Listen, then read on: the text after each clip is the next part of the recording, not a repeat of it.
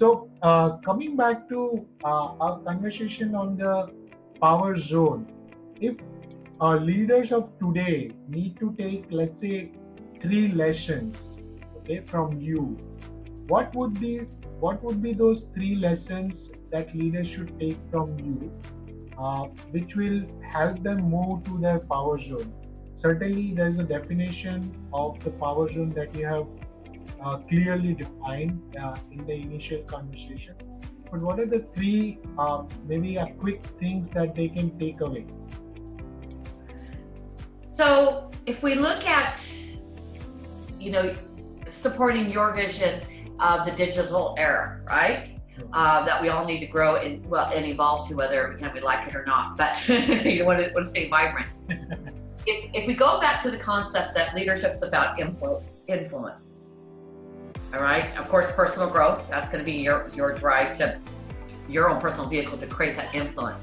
Then I would say, from my experience and working with others, is probably one of them is critical thinking and problem solving. And what I mean by that is a factor that I hear when new clients come to me and ones that have already worked with me ones will get stuck in themselves and their own decision making, their own way of doing things, their own problem solving, and then the ones that have gone through my process will say, man, that was a great lesson to learn. If I would just remove myself from the decision, I could see things from more clearly my power zone than where I might limit myself. And so, that's disruptive thinking, which is important in today's era as a power zone leader. And so when I talk about that critical thinking, problem solving, learning methods, but one of the key ones would be to learn how to be comfortable to separate yourself from it and get feedback and ideas and trust that you'll make the right decision, but you won't make that bigger decision with you in the mix. Okay. The other one I noted, looking at my notes, so I was thinking ahead of that, was being creative and adaptable. So there's a lot of things that are coming at us, and I have things, like I mentioned, things that work, but even in that, finding different vehicles and methods to still communicate that message, being creative and adaptable in the way you get it out there. There's a lot of different technology that can advance it for you, being open and trusting that, because a lot of people want to hold too tight. They don't know how to manage it, so they hold it too tight, right? So creativity and adaptability. And this may be a surprise to your listeners, but I think the third one that I would bring forward is ethics and responsibility.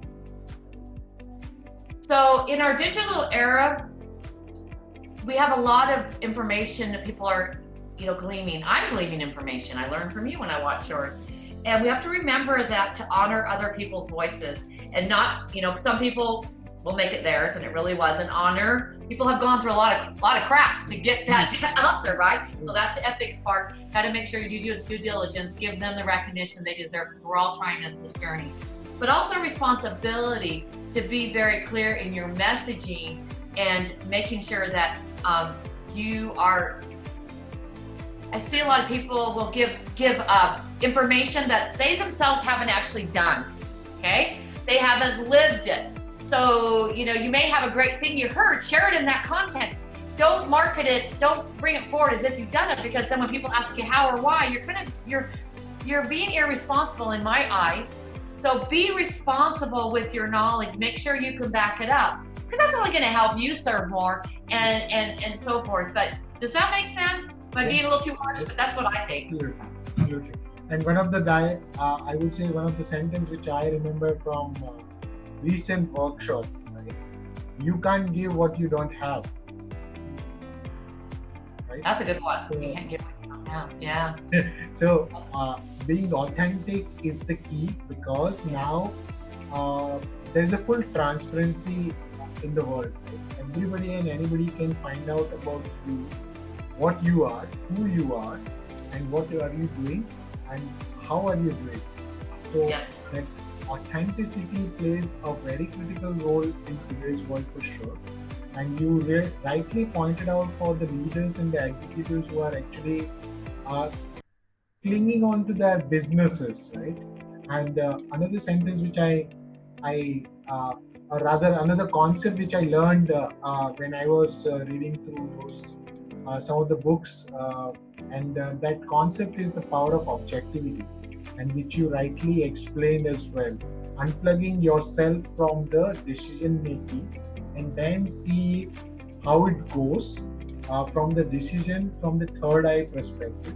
When you start looking at from your third eye perspective, you will be taking the better decisions compared to when you are plugging in yourself.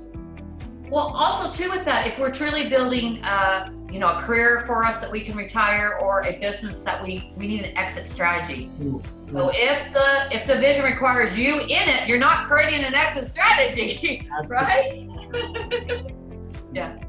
So, Renee, I would like to first thank you very much for this wonderful conversation. It was really, really inspiring, profound, and the viewers got a lot of valuable lessons from it. Before we end our conversation, I would like to understand, where do people find you? So the best way to find me is go to Power Zone Coach. Easy peasy, right? Because I'm the Power Zone Coach. PowerZoneCoach.com. I put there plenty of resources, including assessments. You can have access to ways to get in touch with me, my social media contact. I'll have this podcast up once it's available. So then you have access to me and my opportunities to reach out and communicate with me through my site, PowerZoneCoach.com. Thank you very much, Renee. Thank you for being on the show of Raw Wisdom, and it is a great honor and privilege to have you on this show. And really appreciate your time for sharing your knowledge, your backstory, which was truly inspiring, and the profound lesson for people who want to move from the comfort zone to the power zone. So hope this entire interview, the e-cast or vlog, what we call, will help people to move from that comfort zone and find their values, their strength, as well as the, what else? Why? Value, strengths, and why. Again, yes.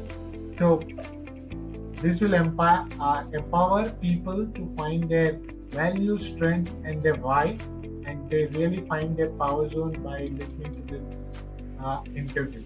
So thank you very much. Really appreciate your time, and have a great day ahead. Thank you, guys. Thank you so much, everyone. Appreciate having me. Thank you.